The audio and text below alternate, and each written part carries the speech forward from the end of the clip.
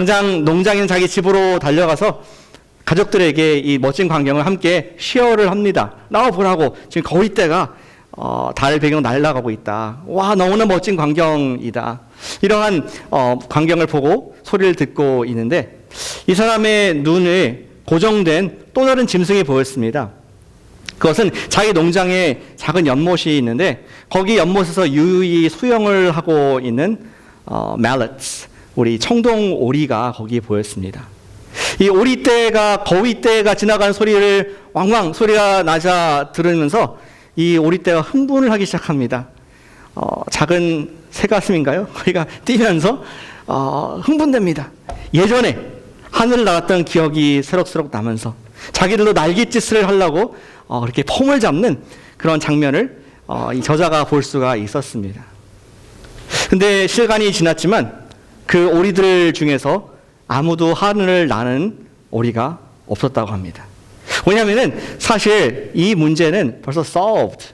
예전에 과거에 이미 문제가 이슈가 해결됐습니다. 우리 오리들은 저렇게 날지 않기로 결정을 한 겁니다. 한때는 창공을 나르고 하늘을 멋있게 유유히 날아갔던 적이 있었지만 왜 굳이 지금 여기 barnyard, 이 우리 농가의 farm에 타작마당에 떨어진 옥수수 알갱이를 먹으면서 편하게 살 수 있는데 굳이 날아갈 필요가 뭐가 있는가 하면서 옛날에 과거에 날았던 기억이 과거 역사로 남게 되고 이제는 날아간다고 자체가 그들에게 불편함을 주는 생각으로 전락해 버렸다. 이런 글을 시적으로 메리스라는 사람이 쓴 것을 제가 읽게 되었습니다. 다시 말해서 유혹을 즐기는 대가로 그들은 하늘을 올라가는 비상하는 창공하는 비전을 잃어버리게 된 것입니다.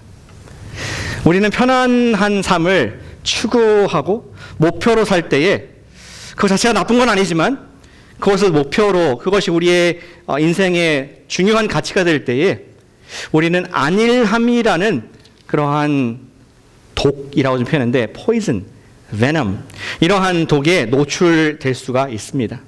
편안함 자체가 잘못된 건 아닙니다. 하나님께서 돈을 주시고 또 힘을 주셔서 좀 더 럭셔리한, 좀 더 편한, 그게 꼭 나쁜 것만은 아니라고 생각합니다. 그러나 그것이 삶의 목적이 되고 내 인생의 가장 중요한 것이 될 때에 우리는 안일함이라는 죄에 빠질 수가 있다는 것이죠.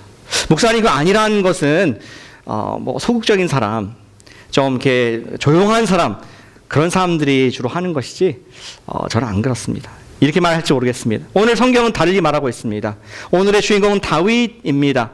어느 사람보다 열정적이고 어느 사람보다 하나님의 일을 사랑해서 인생을 올인한 그런 사람이 오늘 이 죄의 주인공인 것을 보게 되는 것이죠. 다윗의 왕국은 어느 때보다 안정된 왕국의 성립 중에서 절정기에 이른 그런 시대를 살고 있었습니다. 다윗은 지금까지 많은 대적을 만났습니다. 승승장구했습니다. 어릴 때, 유스 때 그는 골리앗을 상대해서 멋지게 이겼고 트로피처럼 우리 골리앗을 칼로 갖고 있었습니다. 그리고 그는 그 이후에 많은 전쟁들, 블레셋과의 싸움에서 다 이겨버리고 많은 사람들의 리더십을 인정받고 하나님의 사람으로 박수를 받으면서 이제 왕으로 안정되게 지금 이루게 됐습니다. 근데 그가 예상하지 못한 적이 있는데 오늘 11장의 가장 무서운 적, 여태까지 만나지 못했던 가장 강한 적인 바로 자기 자신 앞에 처참하게 패하는 무너지는 모습을 보게 되는 것이죠. 근데 우리 다윗을 볼 때 하루아침에 무너진 것이 아니었습니다. 그에게도 조금씩 단계가 있었습니다. 오늘 그 단계의 말씀들을 보면서 우리가 믿음의 안일함이 있을 때 어떠한 결과가 오는지를 하나님 말씀의 교훈을 함께 얻고 또 그렇지 않도록 기도하는 이 주일 아침 되기를 원합니다. 오늘 말씀은 우리의 믿음이 안일함, complacency에 빠졌을 때 어떠한 모습이 나타난가를 다윗의 모습을 통해서 적나라하게 볼 수가 있습니다. 1단계, 2단계, 3단계가 있는데 여러분들 주보에 적어드렸습니다. 첫 번째 나타나는 현상은 무엇입니까? complacency, 우리가 안일함에 빠졌을 때에 사명을, 우리 인생의 목적을, 미션을 잊어버린다는 것입니다. 오늘 본문의 배경을 다시 한번 말씀드리겠습니다. 다윗은 지금 헤이데이, 황금기를 지나고 있습니다. 바로 앞에 10장에서 보시면은 그 당시의 슈퍼파워, 가장 무서운 적인, 가장 강력한 나라인 아람 군대와 싸우는 장면이 나옵니다. 근데 아람에게는 무시무시한 무기들이 있었습니다. 철기가 있었습니다.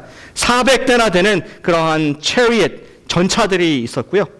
또 4만 명이 되는 많은 군사를 가지고 있는 그러한 무시무시한 군대가 아람 군대였습니다. 아람이 그 당시에 그 패권을 장악하는 그런 나라였습니다. 그리고 그 다른 나라들, 아람 밑에 모압, 암몬 이런 사람들도 다 아랍과 함께 친구가 되기 원하는 그런 분위기 속에서 우리 다윗과 이스라엘 군대는 하나님의 은혜로 말미암아 그들을 멋지게 이기고 또 우리 아람의 군대 장관까지도 그 자리에서 죽이게 되는 놀라운 쾌거를 이루는 것을 바로 전장에서 10장의 마지막 끝에서 보여주고 있습니다. 그리고 오늘 이야기는 1절부터 사무엘 하의 기자가 1절에서부터 우리 상황을 설명해 주고 있습니다. 근데 의외의 상황이죠. 1절 보시면은 그 해가 돌아와 왕들이 출전할 때, 왕들이 언제 나가나요? 따로 계절이 있나요?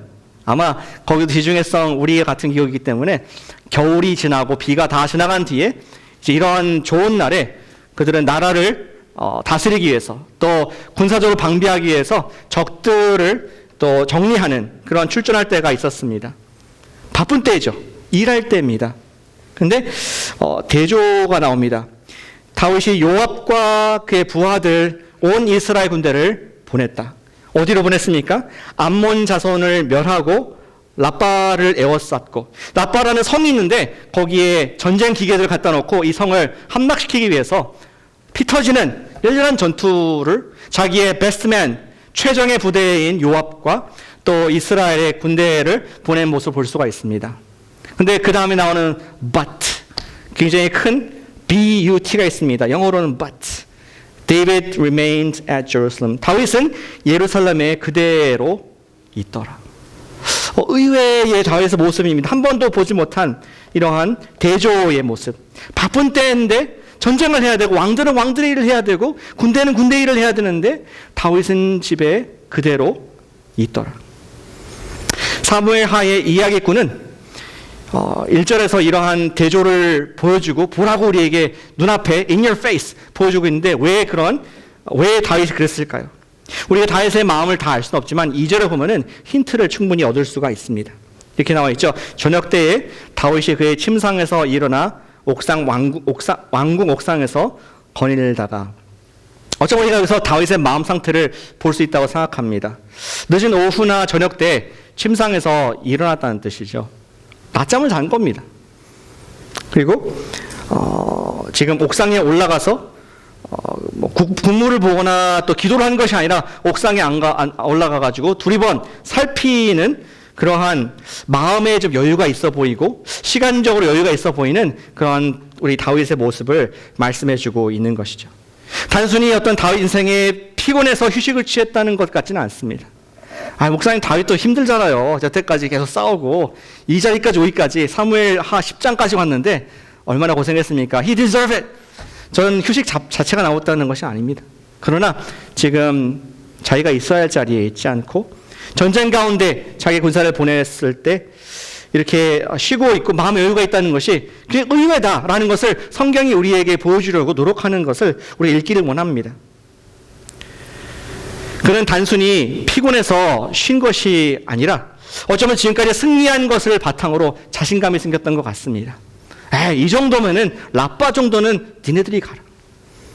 그러면서 마음을 늦추는 것을, 마음의 허리띠를 좀 풀어낸 것을 우리가 분위기를 볼 수가 있는 것이죠. 어쩌면 그만큼 그 나라가 강해졌고 또 다윗의 인생에 많은 목표들을 이루었다고 생각해서 그럴지도 모르겠습니다. 그런데 다윗이 예상하지 못한 것이 있었습니다. 갑자기 시간적인 여유가 생기고 마음의 여유가 생기자 그는 그 마음속에 찾아오는 공백, 이것을 어떻게 채워야 할지 몰랐고 예기치 못했던 적인 안일함이라는 그런 독이 그 마음속에 서서히 스며드는 것을 다윗은 알지 못했습니다. 다윗은 갑자기 자기에게 찾아온 여유, 우리 사명과 우리 목표가 사라지면서 우리 여유가 생기면서 안일함이라는 덫에 빠지게 됩니다. 그런데 정말로 다윗에게 목표와 사명이 없어진 것일까요? 이때까지 우리가 3주째 다윗의 인생을 보고 있는데, 3주 맞죠? 3주째 보고 있는데 다윗의 목표는 한 가지였고 지금도 그 목표는 이루어지지 않았습니다. 다윗이 블레셋 우리 골리앗과 싸울 때 목표 한 가지였습니다. 어찌 이 할례 받지 못한 백성이 감히 사신 하나님의 군대를 모독하느냐. 그의 목표는 하나님의 영광. 또 그가 요나단 앞에 있을 때도 요나단이 다윗에게 홀딱 반한 이유가 무엇입니까? 정말 나와 똑같은 마음으로 하나님 영광을 찾는 그런 친구구나. 내 인생을 다 이 다윗에게 주어도 아깝지 않다는 그러한 친구의 고백도 다윗의 그 목표 때문에 생겼던 것을 기억합니다. 지난주에 하나님께서 잘 풀리는 집, 다윗의 집을 축복하시고 언약을 주신 이유는 무엇입니까? 바로 그가 하나님의 영광을 위해서 하나님 말씀을 내가 듣고 순종하는 왕이 되겠습니다. 사울 같은 왕이 아니라 아들 같은 왕이 되겠습니다. 하나님 아버지 영광을 위해 살겠습니다. 그러한 예배자, 경배자 삶을 살고자 했던 것을 주님께서는 언어하시는 것을 기억을 할 수가 있습니다. 다윗은 인생의 목표가 이루어진 것이 아니라 자기가 보이는 목표, 우리 예루살렘도 정리가 됐고 이스라엘에서 우리를 변방에 있는 다른 암몬, 모압, 우리를 두려워하고 있고 우리에게 좀 섬기는 조공을 바치는 입장이 되기 때문에 이 정도면은 good enough. 그러한 인생의 목표가 이루어졌다고 착각을 하자, 하나님께서 자기 집을 세워줬다고 생각을 하자, 갑자기 다윗 마음속에는 안일함이라는 그러한 마음이 들게 됐습니다.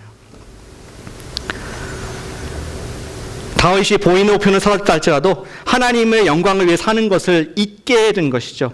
그 안일함이 들어왔을 때 그는 더욱더 하나님께서 주신 그 목표를 잃자 그는 편안함을 추구하는, 그것이 나의 마음에 스며들고 그것이 내가 원하는, 간절히 원하는 제1번 자리에 위치하게 되는 것입니다. 예, 그렇습니다. 사명을 잃어버리고 편안한 마음을 추구하는 것은 정말 우리 안일함에서 시작되는 마음이고, 이런 안일함의 죄의 독은 시작에 불과했습니다.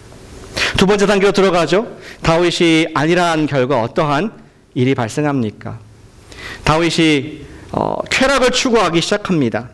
2절 후반부에 우리 다윗의 모습을 우리 정확히 기록해주고 있는데요. 옥상에서 거닐다가 후반부 보니까 그곳에서 보니 한 여인이 목욕을 하는데 심히 아름다워 보이는지라. 보인다는 표현을 2번 쓰고 있습니다. 항상 죄를 지을 때 second glance, 두 번째 봄이 문제가 되지 않습니까? 다윗이 보니까 보이는 것이 있었습니다. 한번 우리 예루살렘의 지형을 상상해 보시길 바랍니다. 지금도 마찬가지 사진 찍으면 그런 모습이 나오는데요. 예루살렘은 이 산 위에 있는 도시 아니겠습니까? 어떤 사람 산이다. 제가 볼 때는 언덕인데, 어쨌든, 여기 부산에서 오신 삼복도로를 아시는 분들은 그러한 상상을 한번 하시면 좋겠습니다. 다닥다닥 집이 붙어 있고, 가장 밑에, 산 밑에, 언덕 밑에 있는 집들은 좀 가난한 집들, 올라갈수록 돈이 많고, 또 좀 부유하고, 누가 제일 위에 살았을까요? 언덕 위에. 킹 오브 더 힐이 누구였을까요? 바로 우리 다윗.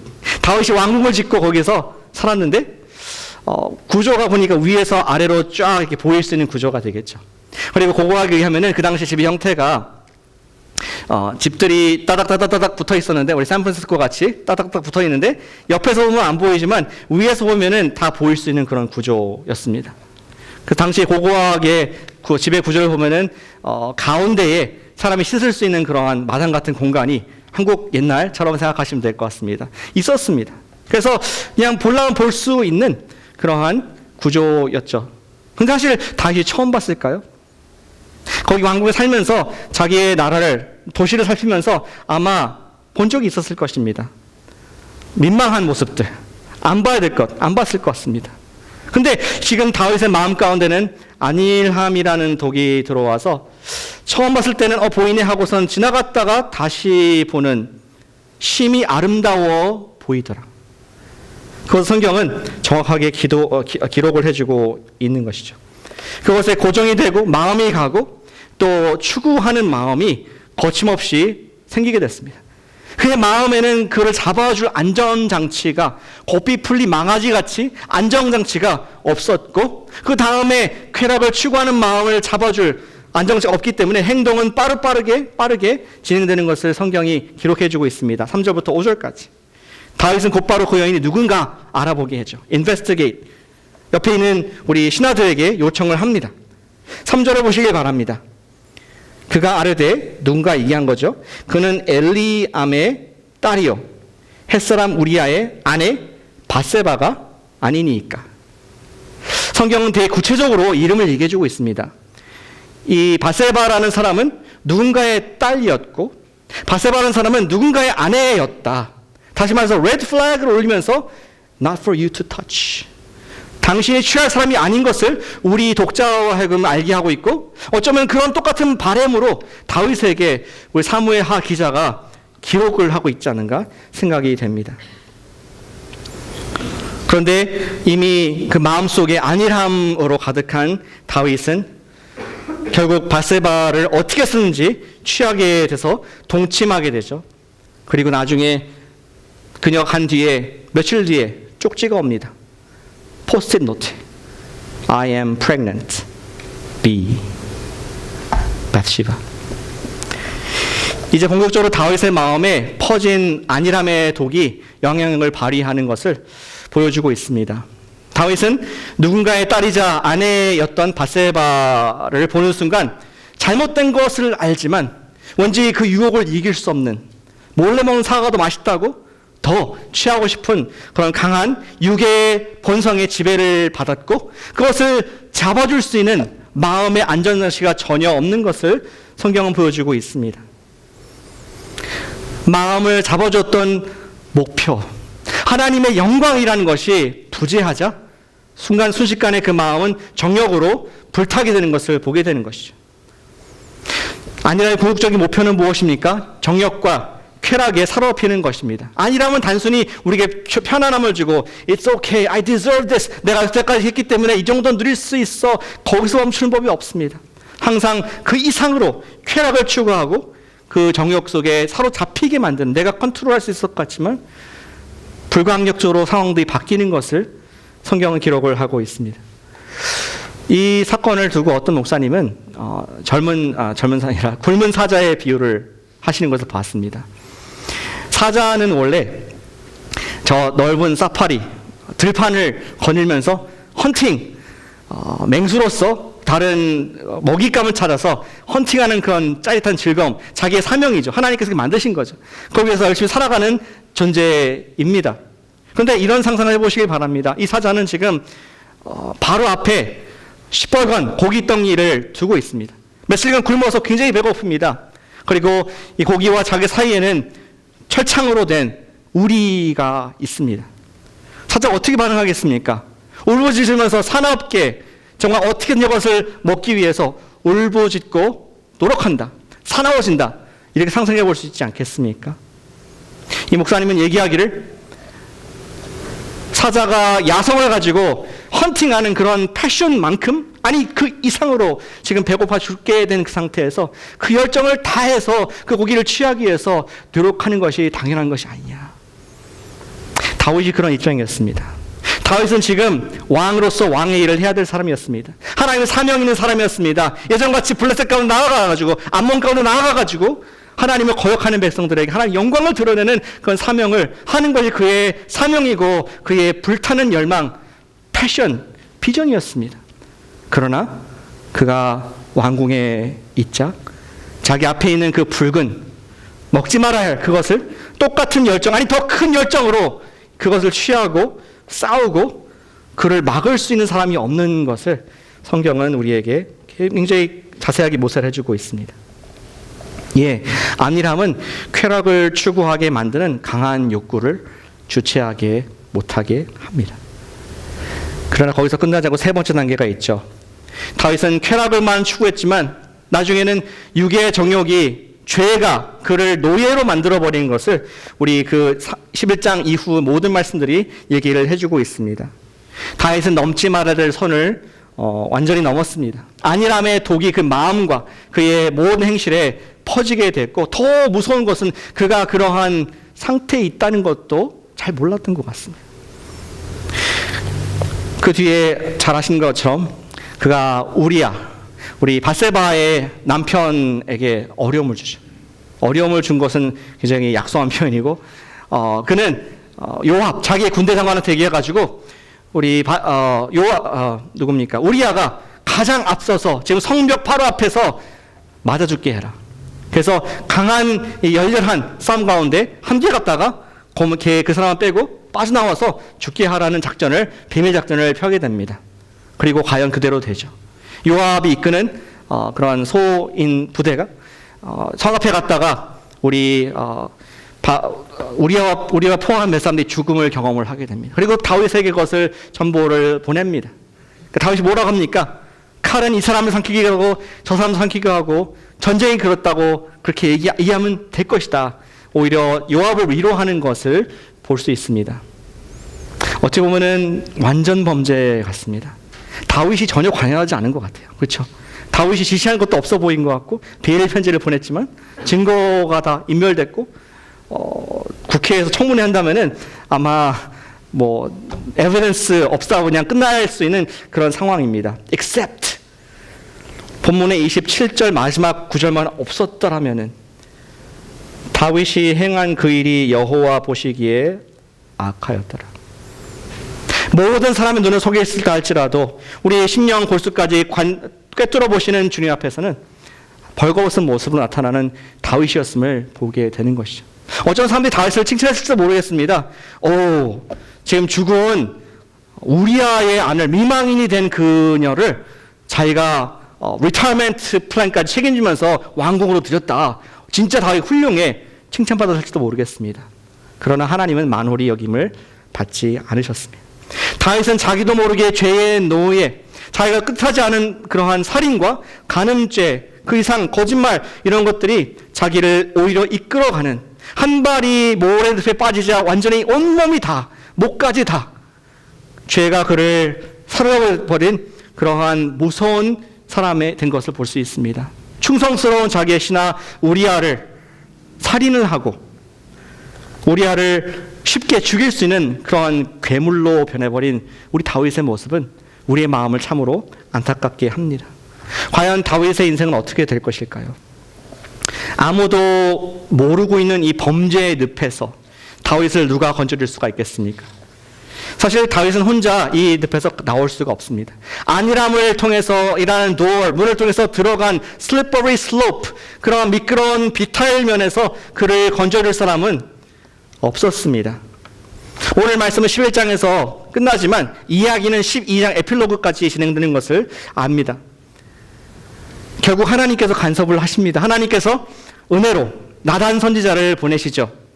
근데 여러 이야기가 있지만 디테일하게 들어가지 않고요. 하나님께서 나단을 통해서 어떠한 죄목을 씌우셨는지 주목해 보시길 바랍니다. 사무엘하 12장 9절 10절 말씀을 함께 읽어보겠습니다. 9절과 10절 말씀 거기 있죠. 시작. 그러한데 어찌하여 내가 여호와의 말씀을 업신여기고 나 보기에 악을 행하였느냐. 내가 칼로 햇사람 우리아를 치되 암몬 자손의 칼로 죽이고 그의 아내를 빼앗아 내 아내로 삼았도다. 이제 네가 나를 업신여기고. 됐습니다. 하나님께서 무슨 말씀, 길게 말씀하셨지만 핵심을 잘 짚으시길 바랍니다. 제일 먼저 뭐를 지금 언급했습니까? 다윗, 어찌해서 네가 내 말을 despise, 경히, 또 despise는 싫어하다는 것이죠. 내 말을 무시하고 멸시하고 싫어했느냐. 그리고 한 번 더 반복하시죠. 그 결과 이제 우리아도 죽이고 하지만 그 뒤에 10절에서도 말씀뿐만 아니라 이제 네가 나를 업신여겼다. 하나님께서는 다윗의 심령을 꿰뚫어보고 계셨습니다. 그의 살인죄, 간음죄 이것을 본 것이 아니라 네가 나의 음성에 순종하지 않고 네가 내 마음속에 죄가 가득하구나. 안일함이 가득하구나. 이것을 하나님께서는 그 뿌리를 지적하고 계십니다. 하나님을 업신여기기 때문에 이웃과 자신을 업신여겼던 것입니다. 그리고 죄인의 자리까지 서게 된 다윗의 비참한 모습을 하나님께서는 정확히 말씀을 하셨던 것이죠. 이에 다윗은 어떻게 반응했을까요? 저는 이 정말 어두운 이야기인데 여기에서 한 가지 브라이트 스팟가 바로 여기라 생각합니다. 우리 13절 말씀에 12장 14절 말씀에 이렇게 얘기하죠. 내가 여호와께 범죄하였노라. 깔끔하게. 사울은 변명을 했습니다. 저 사람들 때 백성 때문에 하나님 환경이 그래서 너무 좋은 것들이 많아서 하나님 제사하려고. 그러나 다윗의 훌륭한 점은 하나님 저 사람이 아니라 저 여자가 아니라 내가 여호와 앞에서 내가 범죄했습니다. 그는 짧지만 진정한 회개를 마음의 뉘우침과 돌이킴을 한 것을 우리는 볼 수 있습니다. 그리고 그 이후에 다윗이 회개했기 때문에 그를 용서하시고 하지만 죄의 값을 치르죠. 그의 아들 바세바를 통해서 낳게 될 그의 아들 솔로몬 전에 아들을 하나님께서 죽이실 것이다 말씀하셨고 그대로 이루어지게 됩니다. 그것으로 이 에피소드는 끝이 납니다. 저 여러분들은 이 이야기를 읽으면서 어쩌면 그렇게 생각할지 모르겠습니다. 제가 그렇게 생각했습니다. I get it, 목사님. 목사님, 오늘 말씀은 우리가 한가하게 또 나태하게 인생을 잘 정리하지 못하고 계획서 없게 살면은 우리 죄를 지을 수 있다는 말씀이죠. 그렇게 생각할지 모르겠습니다. 그러면서 말하기를 목사님, it doesn't apply to me. 내가 얼마나 바쁜지 아십니까? 나는 옥상에 올라가지고 girls 볼 시간이 없어요. 나는 몸이 10개라도 너무 바쁘고 그런 사람입니다. 하면서 나는 이런 염려가 없을 거라고 생각하시는지도 모르겠습니다. Wait a minute. 정말 이 말씀이 시간 관리를 잘하고 열심히 살라는 그러한 교훈일까요? 오늘 말씀은 우리가 게으름을 피우지 말고 열심히 살자는 말씀이 아닙니다. 오직 한 가지 진리가 여기에 있음을 잘 우리 살펴보길 원합니다. 우리가 아무리 바쁘게 움직이고 살고 있다고 해서 안일함에 빠지지 않을 수 있는 것이 아니라는 것입니다. 바쁘게 사는 초 단위로 분 단위로 살아가는 삶일지라도 우리는 영적인 안일함에 빠질 수가 있다는 것이죠. 하나님 제가 얼마나 바쁜데요. 기도할 시간이 어디 있어요. 제가 얼마나 바쁜데 말씀을 봅니까. 하루를 쪼개 살고 있는데 내가 하나님의 뜻을 어떻게 알겠습니까? 내 비전? 상상도 못해요. maybe 나중에 인생 후반부에 리타이어 할 때 정도 내 이렇게 살았으니 하나님 뜻이 이거였나 보다 라고 발견하는 것이지 내가 어떻게 그런 것까지 생각하고 살 수 있어요. 영적인 안일함. 만약에 여기가 지금 우리 삶을 잘 오르가나이즈하고 셀프-헬프 이런 거라면은 여러분들이 저한테 가르쳐 주셔야 됩니다. 여러분 전문가들 아니십니까? 어떻게 그 바쁜 일정을 쪼개가지고 회사 일도 하시고 가정 일도 하시고 또 애들 또 때마다 가면 또 디즈니랜드도 가야 되죠. 또 여행도 가야 되죠. 제가 배워야 될 것 같아요. 그런 말씀이 아니라 아무리 다윗 이스라엘에서 가장 바쁜 다윗이라 할지라도 자기의 영혼을 주님 앞에 돌아볼 시간이 없었을 때 그는 영적 안일함에 사명을 잊어버리는 쾌락을 추구하는 죄의 노예가 되는 그런 비참한 자리에 들어갈 수 있다는 것이 오늘 말씀에 저와 여러분들을 향한 교훈인 줄로 믿습니다. 영적인 사명을 잊어버리고 영적인 목표가 없을 때에 우리는 안일함이라는 그런 죄가 들어올 때도 마음을 활짝 열고 있는 것입니다. vulnerable. 여러분 잘 때 문 열고 주무세요? 언락이 아니라 문 열고 주무세요? 우리가 문단속 하지 않습니까? 근데 안일함이라는 것이 들어온다는 것입니다. 우리가 영적인 사명과 목표가 잊어버렸을 때 마치 우리 마음을 노출시키는 것 똑같습니다. 사랑하는 여러분, 주님 앞에 여러분들은 분명한 목표가 있으십니까? 영적인 비전, 하나님께 나에게 주신 사명이 있습니까? 분명하고 똑똑하게 그 대답을 할 수 없다면은 우리는 매우 위험한 상황에 있을 수 있다는 것을 교훈으로 얻기를 원합니다. 하나님께 어쩌면 저희 또 하나님께 열정을 드렸던 그 열정만큼 아니 그 이상으로 죄에게 자신의 삶을 온전히 드리고 비참한 이 하얀 길을 걷는 시작을 보여주고 있습니다. 우리의 마음은 하나님으로 채워지지 않으면 세상으로 채워지기 때문입니다. 아시다시피 또 한 달에 한 번씩 지역사회 나가가지고 gospel conversation을 우리 몇 분들이 하고 있습니다. 갈 때마다 많은 걸 배웁니다. 어제는 어떤 그 여자분, 백인 여자분과 대화를 나눴습니다. 근데 자기 백그라운드가 캐톨릭이라고 하더라고요. 캐톨릭 고등학교 나오고 캐톨릭 대학 나오고 그래서 교회를 열심히 성당을 열심히 다니고 했는데 지금은 인생의 의미를 찾기 위해서 새로운 것을 시도하고 있다고. 그래서 자기는 부디즘, 불교를 지금 열심히 명상을 배우고 마인드풀니스가 요새 키워드인 것 같은데 그런 걸 하고 있다라고 얘기를 합니다. 보니까 우리 다 에이션이거든요. 그래서 저랑도 중국 형제랑 다 한국 사람. 그래서 we know something about Buddhism. 우리나라에도 절이 되게 많고 내가 옛날에 군에 있을 때 절밥도 먹었다. 맛있게 베지테리언 음식 먹었다. 일을 하면서 쓸데없는 얘기를 하면서 그분과 대화를 했습니다. 근데 스님들을 보니까 그들이 돌아가실 때 열심히 수행을 하고 또 명상을 하고 고행을 한 결과 몸에서 사리 같은 것이, 구슬 같은 것이 나오기도 하고, 근데 그보다 더 중요한 것은 그들이 돌아가실 때 많은 경우에 말을 하더라. 해보니까 무더라. empty, nothing. 거기 답이 없는 것 같다. 잘 생각해 보시라고 얘기를 했습니다. 하면서 얘기하니까 우리 수요반에서 또 얘기를 나왔었는데 우리 기독교는 우리를 비우는 종교가 아니라 채우는 종교다. 예수님과 경험이 없었던 것 같은데 예수님께서 채워주실 수 있는 당신의 인생의 목표와 사명, 하나님께 당신을 보시는 관점으로 채울 수 있는 은혜가 있기를 원한다. Give it another try.